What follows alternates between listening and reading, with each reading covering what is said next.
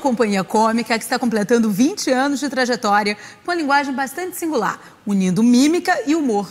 No Estúdio Móvel de hoje, eu converso com Álvaro Assad e com Márcio Moura, que comandam e atuam no Centro Teatral, etc. e tal. E começou a subida. Subindo, subindo, subindo, subindo, subindo, subindo, subindo, subindo, subindo, ela chegou no térreo. Olá, rapazes. Olá. Sejam bem-vindos. Obrigado. Uau, 20 anos, hein? Bastante Isso. chão. Vocês começaram com a companhia, eram o quê? Estudantes, na Cal? Já tinha uma trajetória também? Como é que era? Foi meio no mercado, meio estudando? Não, era meio estudando, mas já tinha um mercado da mímica. Sim. A gente já trabalhava sem ter muito ainda a noção do que era o mercado, mas tinha uma noção e desejo da parte de literatura, né? Então a gente acabou fazendo trabalho para editoras, para livrarias, e quando viu, etc e tal, estava formado. Pois é, tem um momento que vocês percebem, bom, agora nós temos uma companhia, é para valer. Quando é que foi isso? Acho que tem sim. A gente começou com esse trabalho de livraria, mas chega um momento que as nossas agendas não batiam, né? Porque a gente se dividia para fazer esses trabalhos.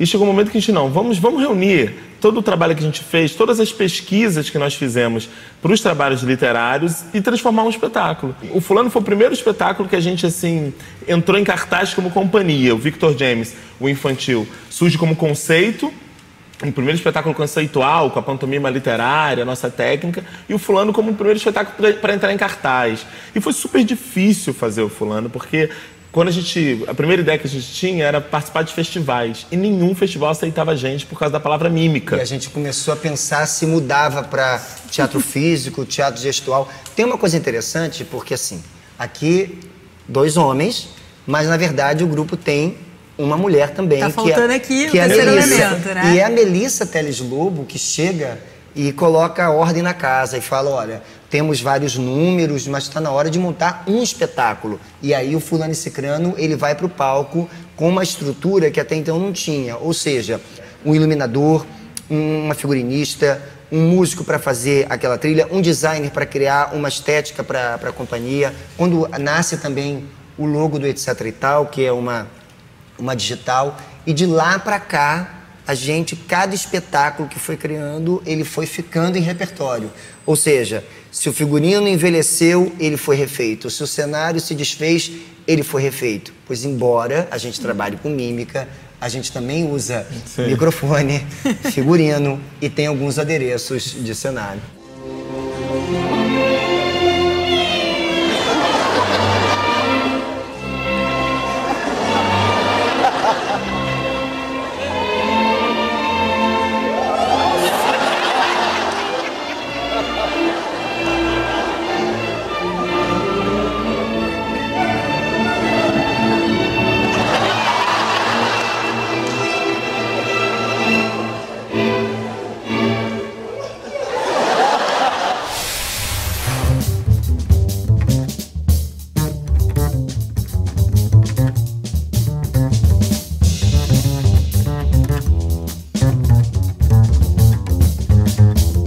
Vocês me falaram da pantomima literária, Isso. que é uma técnica que vocês usam. Traduz ela pra gente. Pantomima, uma história contada sem palavra. Literária, exatamente o adverso. Então, eu vou dar uma referência para quem é da década de 80, que era um desenho do Pateta, onde o Pateta estava em casa e de repente o rádio começava a conversar com ele. Né? Você levantou, você está indo e você está correndo, e você agora está nadando, e você então agora está passando por fronteiras. E ele ia executando o que acontecia no rádio. O que acontece com a gente, na pantomima literária, é a narração simultânea à ação e mímica. Ou seja, o espectador assiste e vê, e vocês vão ver em trechos do espetáculo no Fulano e Cicrano, no Victor James, no Macaco e a Boneca de Piche. Nesses 3 espetáculos, a gente tem a técnica da pantomima literária. Sempre com um narrando para o outro e o outro executando ao mesmo tempo. Mas essa peça não começa nem com um macaco e nem com uma boneca de piche. Começa com uma velhinha Mas não é uma velhinha qualquer, não. É uma velhinha bem velhinha. Mais velha. Mais velha. 157 anos. Tudo que acontece sonoramente é o narrador que faz, né? Abre a porta, a gente faz esse som e, ao mesmo tempo, ele faz o movimento gestual. Ou seja, o público lê a porta de um carro, lê um elevador descendo, lê. Quando eu digo, ele conecta isso.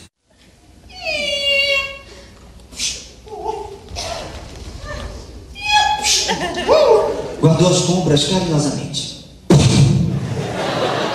Mas acho que a graça da pantomima literária não é só isso. A graça da pantomima é que, na maioria das vezes, o mímico não está muito afim de executar a função dada pelo narrador. Mas o narrador é uma voz divina, ele tem que fazer. Então essa discussão entre o que fazer, o que se pode fazer, o que é possível fazer, é a graça da pantomima literária. E torna cúmplice o espectador ao mímico, Sim. porque ele começa a ficar contra as situações que o narrador coloca. E no quarto andar as compras começaram a pesar.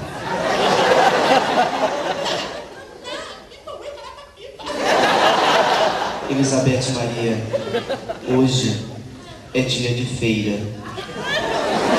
5 sacolas em cada mão.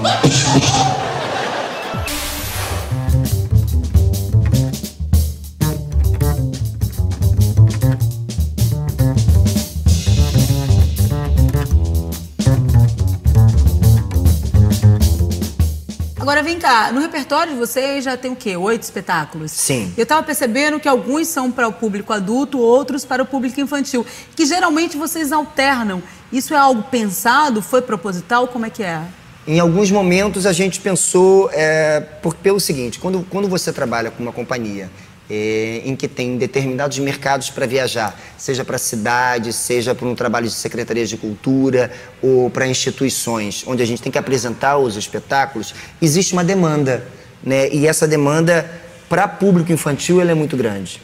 Para público adulto, na verdade, é uma demanda própria também do etc e tal, de querer expor uma ideia ou uma liberdade de humor.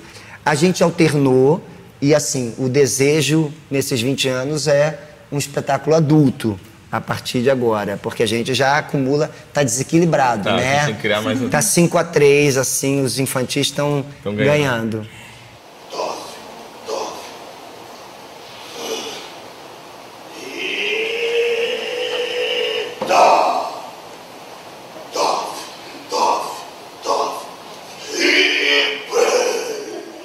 Uma boca enorme, 2 orelhinhas, um corpão, uma pata grossa, pá, outra pata grossa, pá, um rabão, Os dois são pais e a Milena também é mãe, né? É. O fato de vocês terem criança em casa, que eu imagino deve ser também público do espetáculo e até críticos, né, do espetáculo de vocês. Olha, isso tá legal, isso não tá. Mudou de alguma forma assim, a maneira de vocês fazerem? E de que forma? O que aconteceu? Tem um antes e depois pra vocês? A espectadora infantil é? mais antiga é a filha do Márcio. Acho que ela Que tem o quê? pode 12 falar. anos Tem dela, 12 né? anos. A Beatriz, a Bia, ela sempre gostou muito de assistir os espetáculos. Tem espetáculos que ela não quer mais assistir, que ela já viu milhares de vezes e começa a ter um outro olhar. Ela já tá uma mocinha, então tem coisas para ela que ela acha que é coisa de criança, não é mais para ela. Ela ficou muito feliz quando eu deixei ela assistir o Fulano e Cicrano, porque não é... Finalmente. Porque ela sempre quis assistir. Eu falei, não é para sua faixa etária. Então, essa relação do que pode, do que não pode, do que mudar, do que não mudar, eu acho que depois do olhar dela, dos nossos filhos, a gente começou a perceber até mesmo piadas, coisas que a gente não tem, às vezes, o retorno do filho dos outros. O nosso público vai embora para casa e discute com seus pais as situações. Os nossos filhos vão embora conosco e falam o que não entenderam, o que entenderam, o ponto de vista do tal personagem, por que aconteceu isso, por que o palhaço no buraco dá um tiro no pássaro, então são questões que para nós, com certeza, ajuda a não mudar o nosso espetáculo. Porque ele é mutável até um limite, mas para ter um outro olhar nas próximas montagens de outros espetáculos. companhia Etc e Tal está completando 20 anos. É claro que não ia caber em um só programa. Por isso, hoje no Estúdio Móvel, a gente segue conversando sobre teatro, mímica e humor.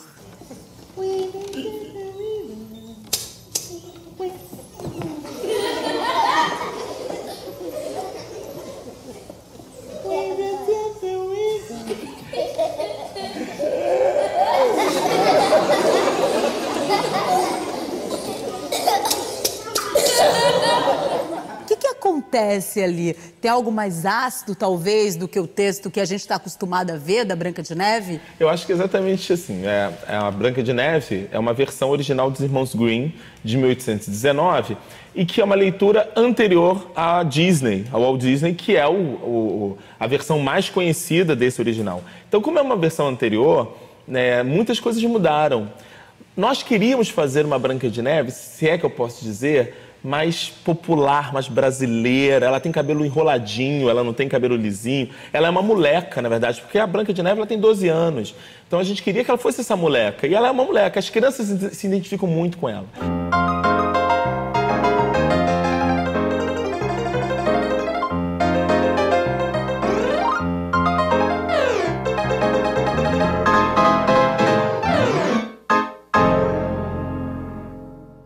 Mas esperam o vestido tradicional azul, com a batinha vermelha, com a... E ela não tem nada disso. Ela tem um cabelo sarará, Ela tem um cabelo sarará. Quando então, quando a ela Melissa entra em cena, é... as crianças têm... É a Branca? E a gente escuta. Exato. As crianças falam o título do espetáculo. Porque é uma pergunta, né? É uma pergunta. Porque Branca de Neve é um... Exato. Exatamente. Essa foi a opção nossa ao ver que a gente... saber que a gente apresentaria para o público de avós, de netos, de mães, um texto que seria diferente, uma versão que seria diferente e sem palavras. Ou seja, além de sem palavras e misturando o teatro de sombra.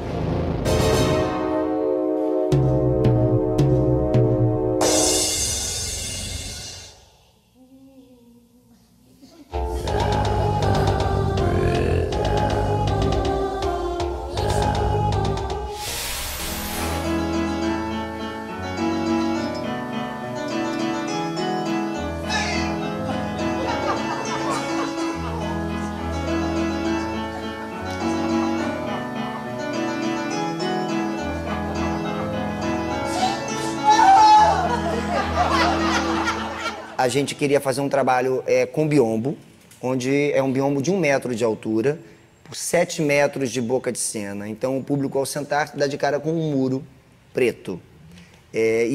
Quando os atores surgem, ele só vê da metade para cima. São 5 histórias. E a gente resolveu, no original eram 7, a gente foi cortando. Isso é a vantagem do teatro. A gente chegou à conclusão que 5 seriam melhor. Então, as situações que a gente consegue existem cavalos, existe corda.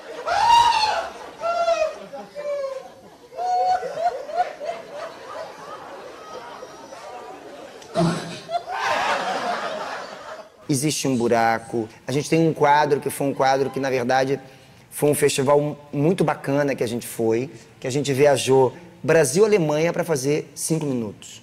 Que era o nosso número chamado Parque de Diversões, que remete àqueles patos que vão tomando o tiro e caem, né? Então é quase também a história contada pelo ponto de vista desses patos que são atingidos.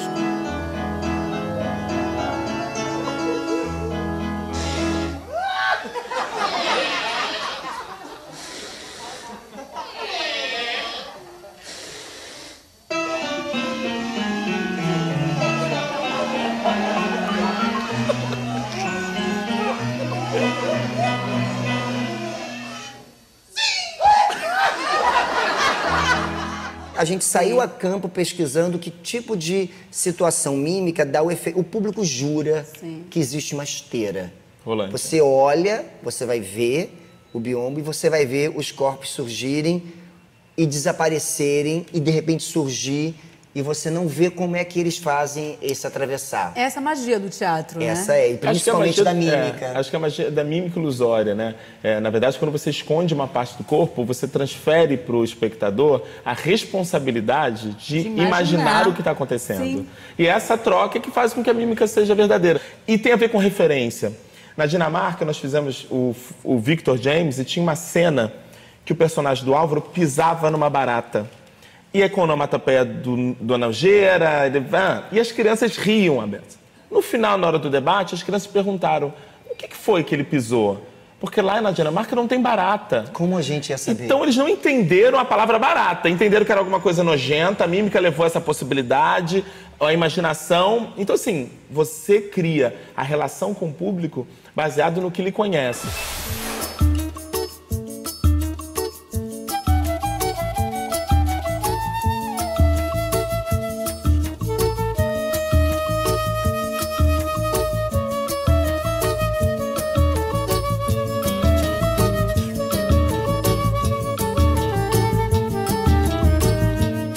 O fato de vocês trabalharem também com a língua fictícia e a mímica ajuda, facilita o entendimento para um público estrangeiro, como, por exemplo, no Festival da Dinamarca? Sim, sim. Era uma vontade nossa, já que a gente já trabalhava com mímica, de transformar os nossos espetáculos numa linguagem internacional.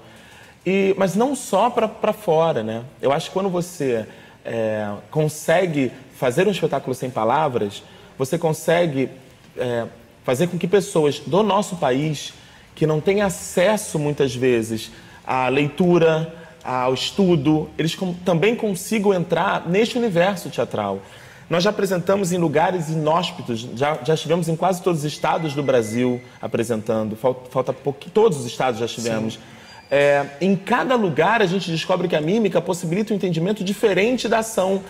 E o Glomerô, a nossa linguagem retorcida, auxilia também nisso. Então, assim, a não palavra, por incrível que pareça, nos aproxima também do público brasileiro.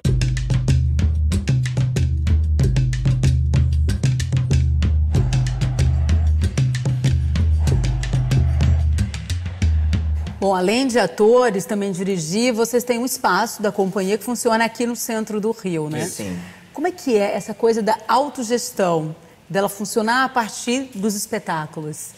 Como é que vocês quebram essa cabeça e conseguem fazer dar certo? Eu acho até que deu certo porque a gente quebrou a cabeça, ou a gente quebrou a cabeça porque deu certo. Muitos grupos acabam tendo na sua própria casa, para ter uma otimização, o seu espaço de casa onde você mora, você também guarda as coisas. O espaço de casa onde você mora, você também tem um escritório. Com a chegada dos filhos, os filhos chegam, as coisas saem, entendeu? E aí a gente foi buscar um espaço para alugar e alugou uma sala na Cinelândia. E lá colocou cenário, linóleo, espelho, computador e acervo. Com o passar do tempo, a gente chegou a uma possibilidade, se capitalizou e falou, vamos comprar. E aí, quando a gente comprou, era uma sala anexada a outra sala, a gente ganhou duas. Então, uma ficou de acervo e de produção, e a outra ficou de ensaio, cenário. E aí a gente começou a ter um trabalho que era o trabalho de produzir, de virar uma empresa, na verdade, a gente tem duas empresas, e conseguir fazer essa produção, quer dizer, essa produção mesmo, de preciso resolver uma coisa de contabilidade, ou etc e tal, tem um escritório de contabilidade. É uma coisa de direito, a gente tem acesso a um escritório de advocacia. A gente precisa resolver figurino, a gente tem uma figurinista, a gente tem um iluminador, a gente tem músicos que criam a trilha.